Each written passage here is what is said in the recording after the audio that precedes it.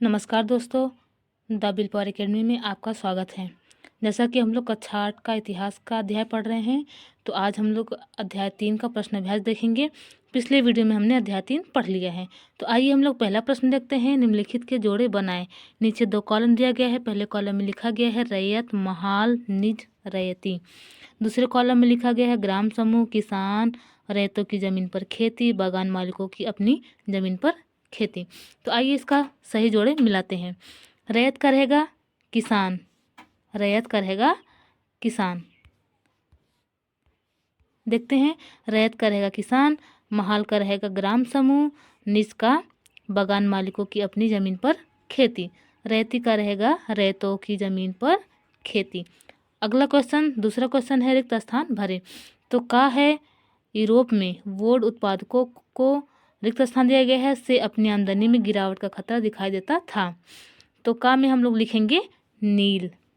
Europe में would उत्पादकों को नील से अपनी आमदनी में गिरावट का खतरा दिखाई देता था।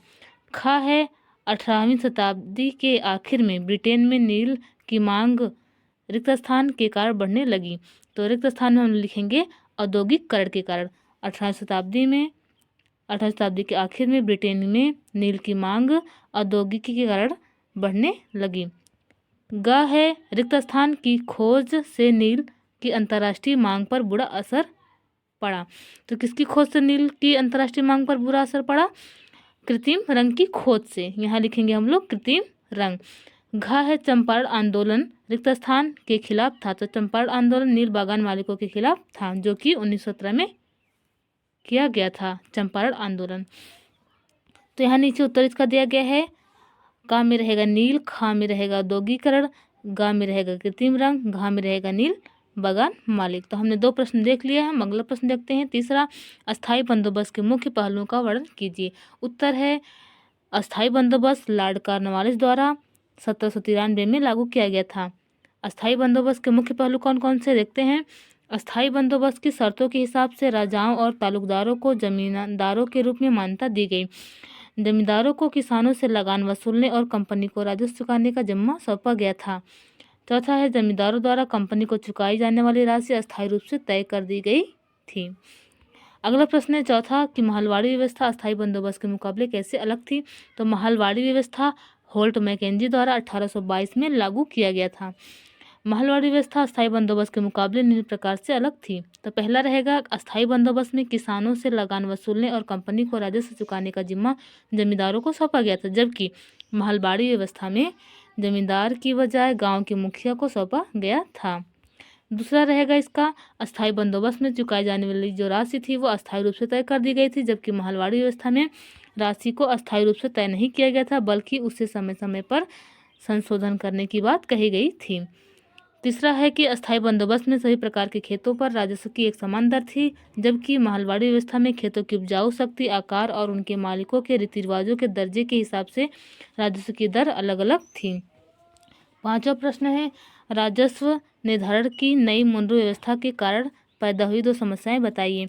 तो इसका उत्तर रहेगा राजस्व निर्धारण की नई मूल्य व्यवस्था के कारण पैदा हुई 2 समस्याएं। पहला है जमीन से होने वाली आमदनी बढ़ाने के चक्कर में राजस्व अधिकारियों ने बहुत ज़्यादा राजस्व तय कर दिया था।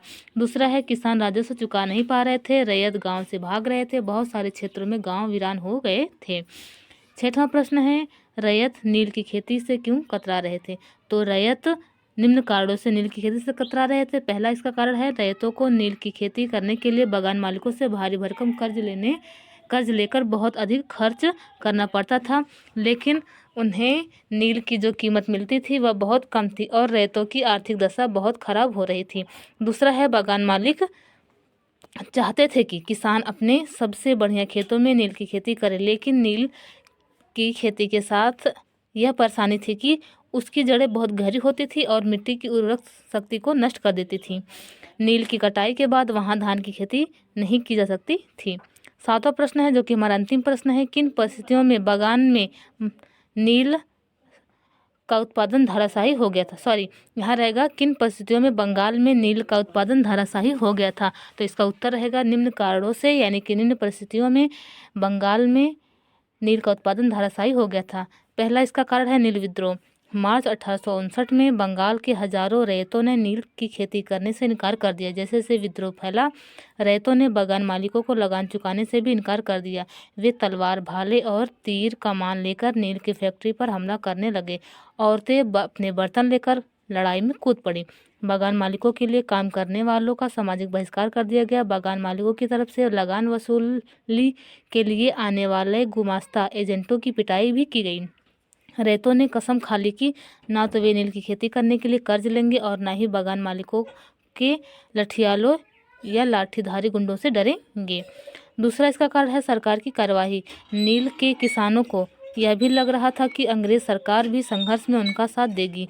1857 की बगावत के बाद ब्रिटिश सरकार एक और व्यापक विद्रोह के खतरे से डरी हुई थी। जब नील की खेती वाले जिलों में एक और बगावत की खबर फैली तो लेफ्टिनेंट गवर्नर ने 1859 में की सर्दियों में इलाके का दौरा किया। रैयतों को लगा कि सरकार उनकी दुर्दशा से परेशान है। बरसात में मजिस्ट्रेट एस्ले ईडन ने एक नोटिस जारी किया जिसमें कहा गया था कि रैयतों को नील के अनुबंध मानने के लिए मजबूर नहीं किया जाएगा। इस नोटिस के आधार पर लोगों में यह खबर फैल गई कि रानी विक्टोरिया नील की खेती न करने का हुक्म दे दिया है। ईडन किसानों को शांत करने और विस्फोटक स्थितियों को नियंत्रित करने की कोशिश कर रहा था। इसकी कार्यवाही को किसानों ने अपने विद्रोह का समर्थन मान लिया। इस बगावत से परेशान होकर सरकार को बागान मालिकों की रक्षा के लिए सेना बुलानी पड़ी। नील उत्पादन व्यवस्था की जांच करने के लिए एक नील आयोग भी बना दिया गया। इस आयोग ने बागान मालिकों को दोषी पाया। जोर जबरदस्ती के लिए उनकी आलोचना की गई। आयोग ने कहा कि नील की खेती रैयतों के लिए फायदे का सौदा नहीं है। आयोग ने रैयतों से कहा कि वे मौजूदा अनुबंधों को पूरा करें, लेकिन आगे से वे चाहे तो नील की खेती बंद कर सकते हैं। तो ये रहा हमारा लास्ट प्रश्न।